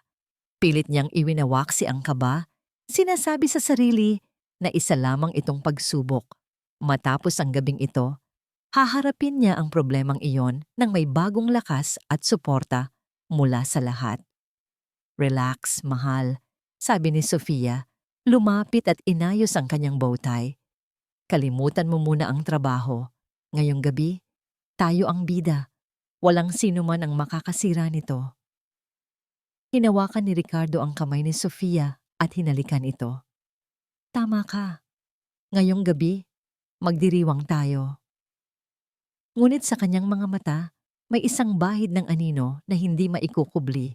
Isang pag-aalinlangan na nagsasabing ang laban ay hindi pa tapos. Sa panig ni Celestina. Sa kanyang maliit na apartment sa Taguig, ang kapaligiran ay ibang-iba. Tahimik, kalmado, puno ng kinakalkulang enerhiya. Walang mamahaling champagne, walang mga katulong na nag-aabala. Tanging si Celestina lamang nakatayo sa harap ng kanyang sariling salamin. Ang kanyang whiteboard ay malinis na, nabura na ang lahat ng mga pangalan at diagram. Ang lahat ng impormasyon ay nasa kanyang isipan na nakatatak na parang isang blueprint. Ang kanyang mga ebidensya ay nakaayos na sa isang secure na digital file, handa nang ipakita sa tamang oras. Sa ibabaw ng kanyang kama ay nakalatag ang kanyang sandata para sa gabing iyon. Hindi ito isang baril o isang patalim, kundi isang damit. Isang midnight blue evening gown na ipinadala ng kanyang ama. Simple ang hiwa nito ngunit gawa sa pinakamahal na sutla, kumikinang na parang kalangitan sa gabi. Ito ay isang damit na sumisigaw ng kapangyarihan nang hindi nagsasalita. Hinawakan niya ang malamig na tela. Naalala niya ang Celestina na nag-aayos ng puting rosas, umaasa sa atensyon ng kanyang asawa. Ang babaeng yon ay matagal nang wala. Ang babaeng haharap sa kanila ngayong gabi ay ibang-iba. Tumunog ang kanyang telepono. Isang mensahe mula sa kanyang ama. Nakahanda na ang lahat. Ang entablado ay sayo. Huwag kang matakot. Nasa likod mo lang ako. Isang maliit na ngiti ang sumilay sa kanyang labi. Hindi siya natatakot. Sa katunayan, may isang klaseng pananabik siyang nararamdaman. Ang pananabik ng isang manlalaro ng chess na malapit nang sabihin ang checkmate. Sinimulan niyang ayusin ang kanyang sarili. Ang kanyang buhok ay simple, ngunit elegante. Ang kanyang makeup ay minimal, ngunit nagpapatingkad sa talas ng kanyang mga mata. Hindi niya kailangan ng maraming palamuti. Ang tanging alahas na isinuot niya ay isang pares ng hikaw na diamante. Ang huling regalo ng kanyang ina, bago ito pumanaw, isang paalala kung kaninong dugo ang nananalaytay sa kanyang mga ugat. Nang matapos siya, tiningnan niya ang kanyang refleksyon. Ang babae sa salamin ay kalmado. Ang kanyang mga mata ay malalim at hindi mabasa. Mayroon siyang tindig ng isang reyna. May kumatok sa pinto. Nang buksan niya ito, isang lalaking nakauniporme ang naghihintay. Ma'am Celestina, pinapasundo po kayo ni Don Gregorio. Sa labas, isang itim at makintab na sasakyan ang naghihintay, hindi isang taxi. Dahan-dahan siyang pumasok sa loob. Habang umaandar ang sasakyan, papalayo sa kanyang maliit na apartment at pabalik sa mundong dati niyang kinabibilangan, isang huling bagay ang kanyang ginawa. Kinuha niya ang kanyang telepono at tiningnan ang litrato ni na Ricardo at Sofia na magkahawak kamay. Dati, ang litratong ito ay nagdudulot sa kanya ng matinding sakit. Ngayon, tinitingnan niya ito ng walang emosyon. Ito ay isang paalala lamang, isang paalala ng kanyang misyon. Idinikit niya ang kanyang noo sa malamig na salamin ng bintana. Pinapanood ang mga ilaw ng syudad na dumaraan. Ang bawat ilaw ay parang isang bituin na nagbabadya ng isang malaking kaganapan. Maya-maya, isang maliit na kahon na nakapatong sa upuan, sa tabi niya ang kanyang napansin. Mayroon itong isang maliit na card. Binuksan niya ito. Mula sa kanyang ama. Panahon na para bawiin mo ang lahat, anak. Binuksan niya ang kahon. Sa loob, isang napakagandang kwintas na may pendant na hugis phoenix, kumikinang sa ilalim ng ilaw. Isinuot niya ito. Ang malamig na metal sa kanyang balat ay isang pangako. Isang pangako ng pagbagsak at isang pangako ng muling pagkabuhay. Ang bagyo ay hindi na paparating. Ang bagyo ay naririto na. Ang Grand Ballroom ng The Peninsula Manila ay nag-uumapaw sa karangyaan. Ang mga chandelier ay kumikinang na parang mga bituin. Ang mga mesa ay napapalamutian ng mga puting bulaklak at pinakamamahaling kubyertos. At ang hangin ay puno ng halimuyak ng tagumpay at mamahaling pabango. Daan-daang mga bisita, ang mga pinakamalalaking pangalan sa mundo ng negosyo at alta sosyedad ang naroroon. Lahat ay nakangiti, nag-uusap at nagtatawanan. Sa gitna ng lahat ng ito, si Ricardo de Villa ay parang isang hari. Kasama si Sofia Ramos sa kanyang tabi na nakasuot ng isang nagniningning na pulang bestida. Nilibot nila ang bulwagan, binabati ang bawat bisita. Ang bawat pagbati ay may kasamang pabulong na pakikiramay kay Ricardo. At bawat isa ay sinasagot niya ng isang malungkot, ngunit matatag ng ngiti, isang perpektong pagganap ng isang biktima. Ricardo, I'm so sorry for what happened, sabi ng isang matandang negosyante. But I admire your strength. Thank you, Don. Life must go on, sagot ni Ricardo. Ang boses ay puno ng pinipigilang kalungkutan. Samantala, sa isang sulok, si Doña Matilde de Villa ay abala sa pagtanggap ng papuri mula sa kanyang mga amiga. Napakagwapo ng anak mo, Matilde, at itong si Sofia. Napakabait na bata. Bagay na bagay sila. Salamat. Sa wakas, nahanap na ni Ricardo ang kaligayahang nararapat para sa kanya. Sagot ni Matilde. Ang boses ay puno ng pagmamalaki, habang pasimpleng tinitingnan si Sofia na para bang isa itong tropeyo. Nang dumating ang tamang oras, umakyat si Ricardo sa entablado. Tumahimik ang lahat. Ang mga ilaw ay bahagyang humina at isang spotlight ang tumutok sa kanya. Kinuha niya ang mikropono. Good evening, everyone. Panimula niya. Ang kanyang boses ay malumanay, ngunit naririnig sa bawat sulok ng bulwagan. Thank you all for coming tonight. Marami sa inyo ang nagtatanong kung bakit ako nag-organisa ng isang pagtitipon sa gitna ng isang mahirap na kabanata ng aking buhay. Nagkaroon ng bulungan ng simpatiya mula sa mga manunood. I am here tonight not to mourn, but to celebrate. Patuloy niya. To celebrate new beginnings. To celebrate freedom.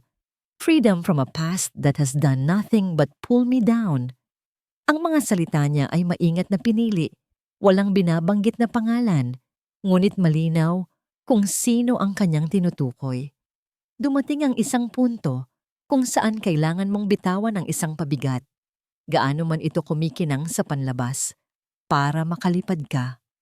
Isang palakpakan ang umugong. Ngumiti si Ricardo. Ito na. Ang kanyang tagumpay. Tumingin siya kay Sofia na nakatingin sa kanya ng may paghanga. Tumingin siya sa kanyang ina na halos maiyak sa pagmamalaki. Ngunit habang nagpapatuloy siya sa kanyang talumpati, ang malaki at marangyang pinto sa likod ng bulwagan ay dahan-dahang bumukas. Sa simula, walang nakapansin. Ngunit ang liwanag mula sa labas ay lumikha ng isang silweta, isang figura na dahan-dahang humahakbang papasok. Ang tunog ng kanyang mga takong sa marmol na sahig ay tila isang mabagal at sinasadyang ritmo. Isang tunog na pumutol sa daloy ng pananalita ni Ricardo. Unti-unting napalingon ang mga ulo. Ang mga bulungan ay nagsimula. Natigilan si Ricardo sa gitna ng kanyang pangungusap. Ang mga mata ay nanlalaki. Hindi makapaniwala sa kanyang nakikita. Mula sa dilim, lumabas si Celestina. Hindi siya ang Celestinang kilala nila. Hindi ang mahinhin at laging nakangiting asawa ni Ricardo de Villa. Ang babaeng pumasok ay ibang-iba. Ang kanyang midnight blue na gown ay dumadaloy sa bawat hakbang niya na para bang tubig sa gabi. Ang kanyang buhok ay nakaayos ng simple na lalong nagpalitaw sa kanyang muka. Isang mukha na kalmado. Ang mga mata ay matalas na parang obsidian. At ang mga labi ay may bahid ng isang ngiting hindi mabasa. Sa kanyang leeg, ang kwintas na phoenix ay kumikinang, sumasabay sa bawat tibok ng kanyang puso. Naglakad siya sa gitna ng pasilyo na ginawa ng mga naguguluhang bisita. Ang bawat hakbang niya ay puno ng layunin. Ang bawat tingin niya ay diretso. Ang kanyang presensya ay agad na pumuno sa buong silid na para bang isang reyna na naglalakad sa kanyang korte. Ang lahat ng ingay ay namatay. Ang lahat ng atensyon ay nasa kanya. Natigilan si Ricardo sa entablado. Ang mikropono ay halos malaglag sa kanyang kamay. Ang nangiti ay nawala sa kanyang mukha, napalitan ng pagkabigla at hindi maipaliwanag na takot. Si Sofia, na kanina'y nakangiti, ay biglang namutla. At si Doña Matilde, na nasa kanyang mesa, ay napatayo. Ang mga mata ay nanlilisik sa galit. Anong ginagawa ng babaeng yan dito? Narinig niyang bulong nito sa sarili. Nagpatuloy si Celestina sa paglalakad hanggang sa makarating siya sa harap ng entablado. Tumingala siya at tiningnan si Ricardo ng diretso sa mata. Ang katahimikan sa bulwagan ay nakabibingi. Isang matapang na bisita ang lumapit kay Matilde. Hindi ba't yan si Celestina, ang asawa ni Ricardo? Bago pa man makasagot si Matilde, isang boses ang umalingaw-ngaw. Si Celestina. Kinuha niya ang mikropono mula sa isang event host na natulala sa gilid. "Good evening," sabi niya. Ang kanyang boses ay kalmado, ngunit malinaw, at pinalakas ng sound system. "Huwag kayong mag-alala. Hindi ko sisirain ang gabing ito. Sa katunayan, narito ako para makisaya." Tumingin siya sa paligid, sa mga mukha ng mga taong dati niyang tinatawag na kaibigan. Narinig ko ang magandang talumpati ni Ricardo tungkol sa paglaya mula sa isang pabigat. Isang napakagandang sentimiento. Pagkatapos ay muli niyang ibinalik ang kanyang tingin kay Ricardo, na ngayon ay nakabawi na mula sa pagkabigla at napalitan na ng galit. "Salamat sa pag-organisa ng isang napakagandang party, Ricardo. It's a wonderful gesture," sabi ni Celestina. Isang mapanganib na kislap ang lumitaw sa kanyang mga mata. "Napakaswerte nga naman dahil meron din akong ilang mahahalagang anunsyo na gustong ibahagi sa lahat. Bilang ang pinakabagong major shareholder ng Apex Global Solutions, isang kolektibong paghinga ng pagkabigla ang narinig sa buong bulwagan. Ang mga panga ay nangalaglag, ang mga mata ay nanlaki. Ang huling salitang binitiwan niya ay isang bombang sumabog sa gitna ng perpektong selebrasyon ni Ricardo, at ang mga piraso nito ay nagsisimula pa lamang bumagsak. Ang mga salita ni Celestina ay nanatiling nakabitin sa hangin, mabigat at puno ng banta. "Major shareholder," dalawang salita na gumimbal sa buong bulwagan at sumira sa pundasyon ng mundo ni Ricardo de Villa. Anong pinagsasasabi mo? Sigaw ni Ricardo mula sa entablado. Ang pagkukunwaring kalmado ay tuluyan ng naglaho. Security! Ilabas ang babaeng yan dito. Ngunit bago pa man makagalaw ang mga security guard, isang senyas ang ginawa ni Celestina sa technical booth.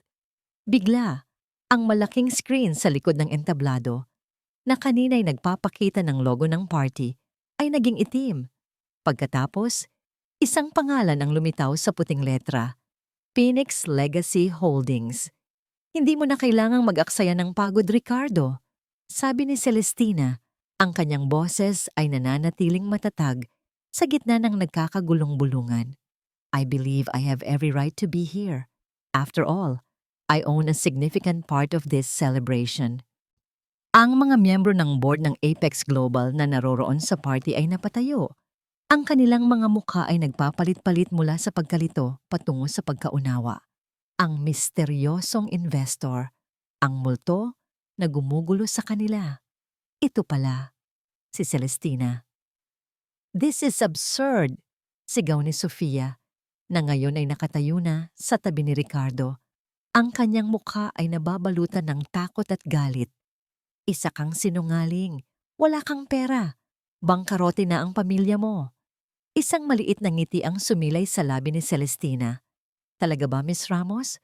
Kung ako sa'yo, mas mag-aalala ako sa sarili kong mga sikreto kaysa sa bank account ko. Sa isang senyas pa ang screen ay nagbago. Isang kopya ng isang email ang lumitaw, malaki para mabasa ng lahat. Ang email mula kay Ricardo patungo kay Sofia na may subject na, ang plano para sa ating divorce party. Ang katahimikan sa bulwagan ay naging mas matindi. Ang mga bisita ay nagsimulang magbasa. Ang kanilang mga mata ay nanlalaki sa bawat salitang naglalarawan ng kanilang masamang balak. I'll be the victim, she'll be the villain. Ang mga salitang iyon ay tila tumatak sa isipan ng lahat. Ang mga tingin ng simpatiya na kanina para kay Ricardo ay unti-unting napalitan ng pagkasuklam. This is fake! Fabricated! Sigaw ni Ricardo. Ang boses ay desperado na. Peke ba, Ricardo? Tanong ni Celestina.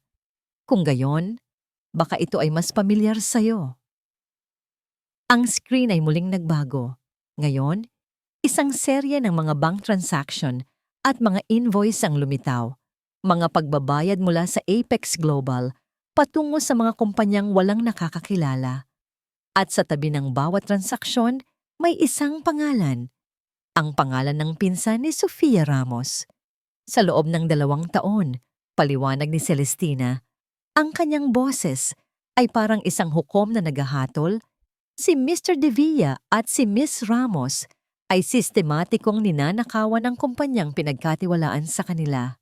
Gumagamit sila ng mga pekeng kumpanya para maglabas ng milyon-milyong piso, pera na dapat ay para sa mga empleyado at totoong shareholder ng Apex. Tumingin siya sa mga miyembro ng board. Ito ang dahilan kung bakit bumabagsak ang kita ng kumpanya. Hindi dahil sa masamang merkado, kundi dahil sa mga ahas sa loob ng pamunuan. Si Sofia ay napahawak sa braso ni Ricardo. Ang kanyang mga tuhod ay tila bibigay na. Ricardo, gawin mo ang isang bagay, pabulong niyang sabi. Ngunit si Ricardo ay parang isang estatwa. Nakatitig sa screen, ang mukha ay putlang-putla. Ang kanyang perpektong mundo ay gumuho sa harap ng kanyang mga mata, sa harap ng lahat ng taong gusto niyang pahangain. At hindi pa tapos si Celestina. Ang huling larawan na lumitaw sa screen ay ang pinakamasakit sa lahat. Ang litrato ni na Ricardo at Sofia magkahawak kamay na pumapasok sa isang hotel. Ang pruweba ng kanilang personal na pagtataksil, ipinangalandakan para makita ng lahat. Ang pabigat na tinutukoy mo, Ricardo. Sabi ni Celestina, ang boses ay may bahid na ng lamig. Ay hindi ako. Ito ay ang kasakiman ninyo. Ang kawalan ninyo ng dangal. Ang pagtataksil ninyo hindi lang sa akin, kundi sa lahat ng taong nagtiwala sa inyo. Sa puntong yon, Isang malakas na boses ang pumuno sa bulwagan mula sa likod. "Well said, my daughter." Lumingon ang lahat. At doon, dahan-dahang naglalakad papasok, ay si Don Gregorio Reyes, nakangiti. At sa likod niya ay ilang mga unipormadong pulis at mga lalaking nakasuit na may dalang mga briefcase. Ang paglitaw ni Don Gregorio, ang huling pako sa kabaong. Ang balita ng kanyang pagkalugi, isang kasinungalingan. Si Ricardo ay napatingin mula kay Celestina patungo kay Don Gregorio. At sa wakas, naintindihan niya. Nalagay siya sa isang bitag, isang perpektong bitag. At siya, sa kanyang kayabangan, ay naglakad diretso papasok dito. Lumapit ang mga pulis sa entablado. Si Sofia ay humagulgol, sinusubukang tumakbo ngunit hinarang siya.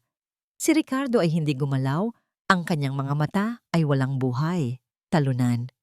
"Ricardo de Villa, Sofia Ramos, arestado kayo para sa kasong qualified theft at corporate fraud," sabi ng isang pulis habang pinupusasan sila. Habang hinihila sila pababa ng entablado, sa gitna ng mga kamera ng cellphone na kumukuha ng bawat segundo ng kanilang kahihiyan, isang tao ang huling nilapitan ni Ricardo. Si Doña Matilde. "Ma," sabi niya, ang boses ay basag. Ngunit si Matilde ay hindi makatingin sa kanya. Ang lahat ng kayabangan, ang lahat ng pagmamataas ay nawala. Sa isang iglap, ang pangalang De Villa na pinag-ingatan niya ng buong buhay ay naging simbolo ng eskandalo at kahihiyan. Napaupo siya sa kanyang silya at sa kauna-unahang pagkakataon, ang palaging matigas na mukha ni Matilde de Villa ay gumuho. Isang malakas na hikbi ang kumawala mula sa kanyang dibdib. Isang tunog ng isang reynang nawala ng korona at kaharian. Ang perpektong party ay naging isang perpektong sirko. At sa gitna ng lahat ng kaguluhan, si Celestina ay nanatiling nakatayo, kalmado at matatag. Hindi siya nakangiti, hindi siya masaya. Ang nararamdaman niya ay isang mabigat na pakiramdam ng pagtatapos. Nilapitan siya ng kanyang ama at inakbayan. "Tapos na, anak." Tumango si Celestina. Tumingin siya sa paligid, sa mga naggulat na mukha ng mga bisita, sa mga kumikinang na ilaw na ngayon ay tila nanunuya. Ang huling pagtawa ay hindi malakas. Ito ay tahimik. At ito ay sa kanya. Makalipas ang 6 na buwan, ang ingay ng eskandalo ay unti-unti nang humupa, napalitan ng mga bagong balita at mga bagong tsismis. Ngunit ang epekto nito ay nanatili nakatatak sa kasaysayan ng mundo ng negosyo. Ang Apex Global Solutions sa ilalim ng bagong pamunuan ay nagsimula ng bumangon. Sa pinakatuktok ng nagtataas ang gusali nito, sa opisina na dating pag-aari ni Ricardo, isang bagong pangalan ang nakaukit sa pinto. Celestina Reyes, chairperson. Nakatayo si Celestina sa harap ng malaking salaming bintana. Hawak ang isang tasa ng mainit na tsa. Ang tanawin ng BGC ay pareho pa rin. Ngunit ang paraan ng pagtingin niya rito ay ibang-iba na. Dati, ito ay mundo ni Ricardo. Ngayon, ito ay isang mundong bahagi na rin siya sa paghubog. Ang opisina ay simple, ngunit elegante. Walang bakas ng kayabangan ni Ricardo. Sa halip, puno ito ng mga libro, mga modernong sining, at mga halaman na nagbibigay buhay sa lugar. Ito ay isang espasyo na sumasalamin sa kung sino siya ngayon, isang leader na matalino, mahinahon, at may paninindigan. Pumasok ang kanyang sekretarya. "Ma'am, narito po ang balita para ngayong umaga." Iniabot nito ang isang tablet. Sa screen, isang headline mula sa isang business news website. De Villa and Ramos found guilty. Sentenced to 15 years in prison. Sa ilalim nito ay ang litrato ni Ricardo at Sofia. Kuha noong araw ng hatol. Ang kanilang mga mukha ay gusot at walang buhay. Malayo sa mga ngiti nila noong gabing iyon sa party. Tiningnan lamang ni Celestina ang balita ng walang emosyon. Ang galit ay matagal nang napalitan ng isang klaseng kapayapaan. Tapos na. Ang hustisya ay naibigay na. "Thank you," sabi niya sa kanyang sekretarya. Ibinalik ang tablet. "Any other news?" Tumawag po ang abogado ni Mrs. Matilde de Villa. Sabi ng sekretarya, gusto niya raw pong malaman kung natanggap ninyo ang sulat niya. Tumango si Celestina. Natanggap niya ang sulat kahapon. Isang sulat na isinulat sa kamay, puno ng mga salitang humihingi ng tawad. Si Matilde, matapos maipagbili ang mansyon sa Forbes Park para bayaran ang mga utang at legal fees, ay nakatira na ngayon sa isang maliit na bahay sa probinsya, malayo sa alta sosyedad na dati niyang pinaghaharian. Sa sulat, inamin nito ang kanyang mga pagkakamali, ang kanyang pagiging mapagmataas. Hindi humihingi ng tulong si Matilde, tanging kapatawaran lamang. Hindi pa handang sumagot si Celestina, ngunit alam niyang darating din ang araw na yon. Nang hapon na yon, dinalaw niya ang kanyang ama sa kanilang lumang bahay. Nadatnan niya si Don Gregorio sa hardin, nag-aalaga ng mga rosas, ang paboritong bulaklak ng kanyang yumaong ina. "Kamusta ang reyna ng Apex?" Bati ni Don Gregorio, nakangiti. "Buhay pa naman, Papa," sagot ni Celestina, umupo sa tabi nito, at sinusubukang ayusin ang gulo na iniwan ng dating hari. Nag-usap sila ng matagal tungkol sa negosyo, sa buhay, sa mga aral na natutunan. "Napatawad mo na ba siya?" Tanong ni Don Gregorio, hindi tinukoy kung sino, ngunit alam ni Celestina kung sino ang ibig sabihin nito. Tumingin si Celestina sa malayo. "Ang pagpapatawad, Papa, ay hindi para sa kanila, para sa sarili ko. At dahan-dahan, nararating ko na rin iyon. Hindi ko malilimutan ang sakit, pero hindi ko nahahayaang kontrolin nito ang buhay ko. Iyan ang anak ko," sabi ni Don Gregorio, puno ng pagmamalaki. Bago siya umuwi, may iniabot sa kanya ang kanyang ama, isang maliit na kahon. "Ano nito?" tanong niya. "Buksan mo." Sa loob, isang susi, ang susi ng dati niyang apartment sa Taguig. "Ipinabenta ko na sana," sabi ni Don Gregorio. "Pero naisip ko, baka gusto mong itago bilang isang paalala." Kinuha ni Celestina ang susi. Tinitigan niya ito. Ito ang simbolo ng kanyang pinakamababang punto. Ang lugar kung saan siya umiyak, nagalit, at nagplano. Ngunit ito rin ang simbolo ng kanyang lakas. Ang lugar kung saan niya natagpuan ang kanyang sarili. "Salamat, Papa," sabi niya. Pagbalik niya sa kanyang opisina, gabi na.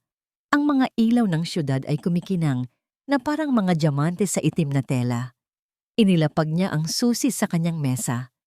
Hindi na niya kailangan ng apartment, ngunit itatago niya ang susi. Isang paalala na kahit gaano kakadilim ang isang silid, palaging may isang pinto na maaaring magbukas patungo sa liwanag. Tumingin siya sa kanyang refleksyon sa salamin ng bintana. Ang babaeng nakatingin pabalik ay hindi na biktima, hindi na asawa. Siya si Celestina Reyes, isang babaeng sinubok ng pagtataksil, ngunit muling bumangon mula sa abo, mas matatag, mas matalino, at higit sa lahat, malaya. Hindi niya alam kung ano ang naghihintay sa kanya sa hinaharap. Siguro, may darating na bagong pag-ibig. Siguro mananatili siyang mag-isa. Ngunit sa unang pagkakataon sa kanyang buhay, hindi siya natatakot. Dahil alam niya na ang kanyang halaga ay hindi nakadepende sa sino mang lalaki o sa anumang yaman. Ang kanyang halaga ay nasa kanyang sarili. Sa huling pagkakataon, tiningnan niya ang tanawin sa labas, ang syudad na puno ng mga pangarap at mga pusong nasasaktan. Pagkatapos ay tumalikod siya mula sa bintana at isang tunay at payapang ngiti ang gumuhit sa kanyang mga labi.